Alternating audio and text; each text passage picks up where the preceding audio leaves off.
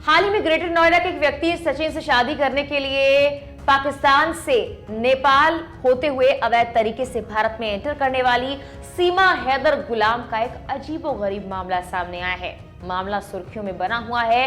दोनों के बारे में कैसे पता लगा और क्या सीमा हैदर गुलाम वाकई अपने प्यार के लिए पाकिस्तान से भारत आई हैं और उनका आना कितना सही है या फिर मकसद कुछ और है, इस पर आज हम इस वीडियो में बात करने वाले हैं। साथ ही आपको ये भी बताएंगे कि नेपाल के रास्ते भारत आना इतना आसान हो चुका है कि कई बार ये हमारी राष्ट्रीय सुरक्षा के लिए बड़ा खतरा साबित हो चुका है। चलिए वीडियो की शुरुआत करते हैं। नमस्कार, मैं हूं आपके साथ मेघना सचदेवा। आप मुझे देख रहे हैं लोकमत हिंदी पर। दरअसल कुछ दिनों पहले सीमा हैदर गुलाम भारत आई हैं। नेपाल के रास्ते वो भारत आई, जबकि वो पाकिस्तान की रहने वाली हैं। अपने 4 बच्चों के साथ सीमा पहले भी नेपाल जा चुकी हैं। सचिन के साथ कुछ वक्त वहां बिताने के बाद वापस वो पाकिस्तान चली गई थी, लेकिन इस बार जब वो भारत आई तो उनका कहना है कि वो हमेशा के लिए भारत में ही रहना चाहती हैं। सीमा हैदर गुलाम अवैध तरीके से पाकिस्तान से भारत आई और सचिन ने उनको पनाह दी। दरअसल सीमा अपने ऑनलाइन प्रेमी सचिन से 2019 में पबजी बैटल ग्राउंड, जो कि एक गेम है, इस गेम के जरिए मिली और इंस्टाग्राम और व्हाट्सएप चैट और वीडियो कॉल के जरिए वो संपर्क में रहे। देखते ही देखते दोनों के बीच बातें बढ़ने लगी और उसके बाद सीमा ने तय किया कि वो भारत जाएंगी। 27 साल की सीमा 4 बच्चों के साथ यूट्यूब पर रास्ता देखते हुए निकल गई भारत के लिए। सचिन उससे पहले नेपाल में मिल चुका था और दोनों 7 दिन तक एक होटल में रुके थे। पुलिस ने दावा किया कि इसके बाद वो वापस पाकिस्तान चली गई और अपने 4 बच्चों के साथ पर्यटक वीजा पर काठमांडू लौट आई। महिला के साथ उसके 4 नाबालिग बच्चे, जिसमें 3 बेटियां और एक बेटा भी था। यानी कि पुलिस ने जो बताया है उसके मुताबिक सीमा पहले भी पाकिस्तान से नेपाल जा चुकी है और वहां पर कुछ दिन सचिन के साथ रहने के बाद, लगभग 7 दिन का वक्त बताया जा रहा है, वो वापस पाकिस्तान चली गई थी। उसके बाद वो पर्यटक वीजा पर वापस काठमांडू पहुंची और वहां से नेपाल के रास्ते उसने दिल्ली की बस ली और वो पहुंची ग्रेटर नोएडा, जहां पर उसका कहना है कि वो सचिन के साथ रहना चाहती थी। ग्रेटर नोएडा पुलिस ने एक स्थानीय वकील द्वारा इलाके में रहने वाली पाकिस्तानी सीमा के बारे में जानकारी हासिल की और आखिरकार उसे पकड़ लिया गया। सीमा के पास से 3 आधार कार्ड, 6 पासपोर्ट, एक परिवार पंजीकरण प्रमाण पत्र और एक बस टिकट, जो कि काठमांडू से दिल्ली का है, और कुछ और चीजें बरामद हुई हैं, जिसकी वजह से सुरक्षा एजेंसियां चिंतित हैं। सबसे पहली बात कि सीमा यूट्यूब से रास्ता देखकर भारत में एंट्री लेने के लिए अपने आप को तैयार करती हैं। 4 बच्चों को लेकर भी आती हैं। पहले नेपाल आती हैं, वहां पर कुछ तैयारी की जाती है और सचिन के साथ 7 दिनों तक रुकती हैं और फिर दोबारा पाकिस्तान जाकर फिर भारत का रास्ता वो चुनती हैं। क्या सीमा वाकई सचिन के लिए भारत तक आ गई हैं या अपने 4 बच्चों को जो सीमा लाई हैं कुछ और मकसद है इस सबका? इस बारे में जानने की कोशिश सुरक्षा एजेंसियां कर रही हैं। यहाँ पर बड़ा पेच इसलिए फंस जाता है क्योंकि सीमा के पास से कई चीजें बरामद हुई हैं। इसमें कई मोबाइल फोन हैं, आधार कार्ड हैं, सिम कार्ड हैं। ऐसे में माना जा रहा है कि सीमा का कुछ और मकसद भी हो सकता है और ऐसा मानने के पीछे बड़ा कारण यह है कि घुसपैठिए कई बार इस तरह के हथकंडों का इस्तेमाल कर भारत में एंट्री लेते हैं और राष्ट्रीय सुरक्षा के लिए ये बड़ा खतरा होता है।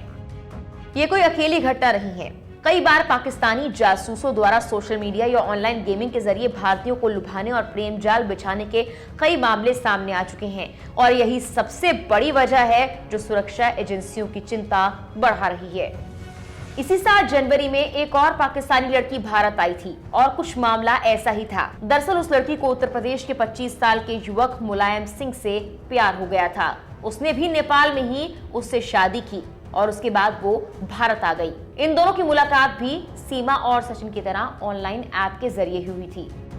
हालांकि इकरा के भारत में प्रवेश करने के बाद दोनों बिहार के बीरगंज, पटना और बेंगलुरु आए, लेकिन ये मामला तब सामने आ गया जब केंद्रीय एजेंसियों की नजर इकरा पर पड़ गई।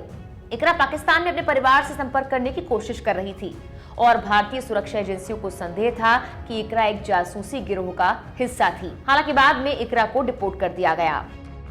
इससे पहले भी 8 अगस्त 2022 को एक पाकिस्तानी महिला और 2 अन्य को भारत के हैदराबाद में अपने प्रेमी से मिलने के लिए बिहार में भारत नेपाल सीमा से भारत में एंट्री करने की कोशिश में पकड़ा गया था।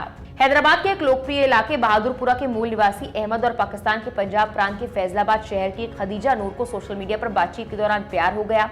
खदीजा नूर और उसके साथियों मोहम्मद और जीवन को तब गिरफ्तार किया गया जब तीनों बिहार नेपाल सीमा के माध्यम से भारत पार करने की कोशिश कर रहे थे। ये माना जाता है कि पाकिस्तान की जासूस एजेंसियां कई बार इस फिराक में लगी रहती हैं कि नेपाल के रास्ते वो अपने घुसपैठियों को भारत में एंट्री करा दें। सिर्फ घुसपैठियों को ही नहीं बल्कि कुछ ऐसा सामान जो हमारी राष्ट्रीय सुरक्षा के लिए खतरा हो सकता है वो भी नेपाल के रास्ते पाकिस्तान से भारत भिजवाने की कोशिश कई बार की गई है। पाकिस्तानी जासूसी एजेंसी कई बार उदार नेपाली वीजा व्यवस्था और नेपाल और भारत के बीच खुली सीमा का फायदा उठाते रहे हैं। 1980 के दशक से पाकिस्तानी एजेंसियों ने जासूसों, RDX जैसे विस्फोटकों और हथियारों, नकली मुद्रा और नशीले पदार्थों को भारत में घुसपैठ कराने के लिए नेपाल के इस रास्ते का इस्तेमाल किया है। सिर्फ पाकिस्तानी ही नहीं बल्कि चीनी जासूस भी नेपाल के रास्ते भारत में एंट्री करने के लिए जाने जाते हैं। फरवरी में 26 साल की चीनी नागरिक वांग बैजून नेपाल के रास्ते बिना वैध वीजा के भारत में दाखिल हुआ। उस पर भारत के खिलाफ जासूसी करने का आरोप लगा। चीन से गौजून ने पहले थाईलैंड का दौरा किया, फिर नेपाल गया और जहां उन्होंने भारत में एंट्री ले ली। 14 फरवरी 2023 को उसने दिल्ली के लिए एक बस ली, जहां पर कुछ प्रमुख प्रतिष्ठानों और कई स्थानों का दौरा भी किया। उन्हें नेपाल लौटते वक्त 17 फरवरी को SSB ने लखीमपुर खीरी में गौरीफंटा नेपाल सीमा पर गिरफ्तार कर लिया था।